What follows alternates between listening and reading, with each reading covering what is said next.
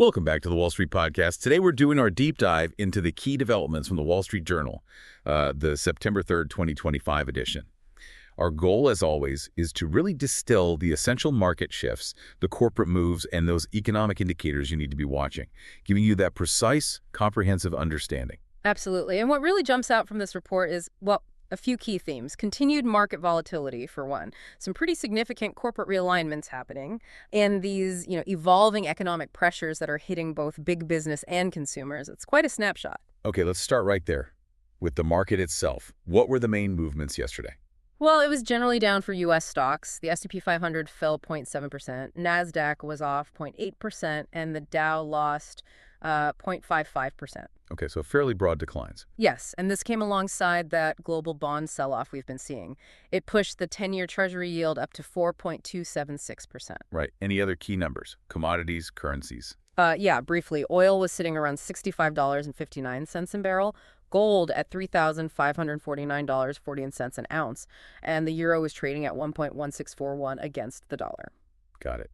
Now, beyond just the day-to-day market numbers, there's some major corporate strategy news and activist plays, grabbing headlines. What are the big stories there? Oh, definitely. First up is that Google antitrust ruling. It's a big one. A federal judge blocked Google from doing those exclusive search deals. But, interestingly, rejected the idea of forcing a spin-off of Chrome. Huh. And the market reaction? Surprisingly positive for Alphabet, actually. Shares were up over 8%. Apple saw a lift, too, up 3%. Interesting. What else? Then there's Elliott Management taking on PepsiCo. The activist investor built up a massive $4 billion stake. They're pushing PepsiCo hard to refranchise its bottling business, basically sell off those operations. Elliott thinks that could boost shares by over 50%. PepsiCo stock did close up 1.1% on the news. Oh, okay. Another activist push. And speaking of restructuring, Kraft Heinz announced plans to split into two separate companies. It's essentially unwinding that huge 2015 mega merger. Seems to reflect a wider industry shift away from just focusing on scale. How did their shares react? Not well. Kraft Heinz shares fell 7% on that news. And one more regional bank, Comerica, is facing a potential board fight from another activist, Holdco. More pressure for consolidation there. So lots of companies rethinking their structure, facing outside pressure. Let's shift gears to the broader economy. What are the latest indicators telling us about, say, factory activity and how consumers are feeling?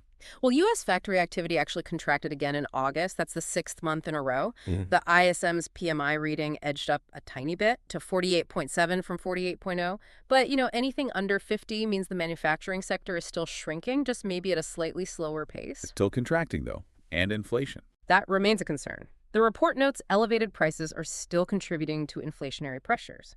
And this ties into a really concerning trend for consumers. The middle class seems to be going from, secure to squeezed. Oh, so. Consumer sentiment dropped almost 6% in August, and the gap in confidence between high earners and low earners, it's the widest it's been in 7 years. It's really those middle-income households earning between roughly $50,000 and $100,000 that are showing the most pessimism. They're actively cutting back on discretionary spending. Retailers like Walmart and Kohl's are seeing this directly. Okay, that paints a complex picture. Let's dig into some of that. Yeah. We talked about PepsiCo facing activist pressure, Kraft Heinz splitting up. What's really driving this push for restructuring? Is it purely about shareholder value? Well, shareholder value is definitely a big part of it, especially with activists like Elliott at PepsiCo. They spot what they see as underperformance or maybe undervalued assets. Pushing for something like refranchising the bottling aims to unlock value by shedding those capital-heavy, lower-margin parts of the business. Hey. But the Kraft Heinz split, that signals something broader, I think. Like what? It's sort of an admission that maybe the old playbook of just getting bigger and bigger doesn't always work anymore. Especially in a fast-changing consumer world, it suggests investors might now be evaluating focus, agility, maybe more than just pure scale. It's a potential strategic rethink. Right. And turning to the Google ruling, even without a forced breakup, it feels significant. How might these remedies, like barring exclusive deals, reshape competition, especially with AI becoming such a force? It's a key question. The judge laid out specific actions. No more exclusive deals for Search and Chrome, no tying App Store licenses to other products, and importantly, Google has to share some search data to help competitors. But here's the really interesting part for you, the listener. The ruling itself acknowledged that generative AI is a huge, fast-moving potential threat to Google's traditional search dominance. So the competition might be coming from a different direction anyway. Exactly. It suggests these new AI-driven dynamics are already shifting the landscape, perhaps even faster than traditional antitrust remedies can address. The real battle might be fought on the AI front. Okay, last connection point. We have factory activity contracting, consumer sentiment dropping, particularly for the middle class. How do these signals converge? What does it really tell us about the health of the American consumer and the economy overall? Think of it like this. The factory slowdown, 6 months running now, coupled with those persistent high prices, that creates real headwinds. It directly feeds into that financial strain we see hitting the middle class. Their confidence drops, and critically, their spending habits change.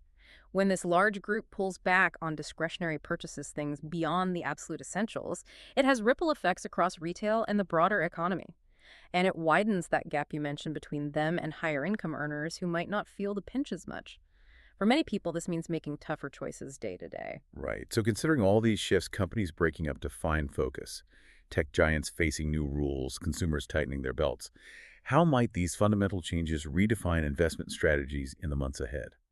For you, our listener, thinking about this middle income squeeze and companies chasing efficiency, what kinds of things, what essential goods or services are likely to hold up? Where might consumers still spend, and where might investors find resilience?